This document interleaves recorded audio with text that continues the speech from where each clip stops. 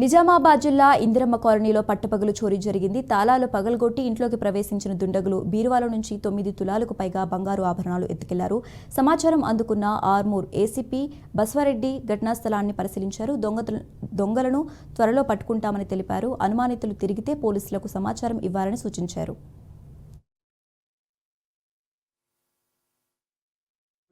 అదైతే బాగుంటుంది కాబట్టి ఇట్లా పెట్టే వరకు ఇది హింట్ అయిపోయింది.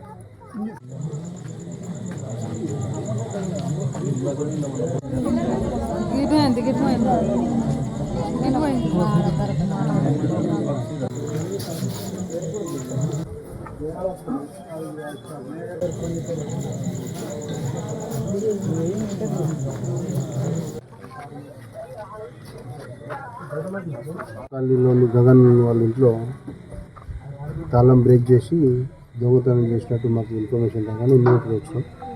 ఇక్కడ ఇంటి బయట గేట్కి చిన్న తాళం వేయడం జరిగింది.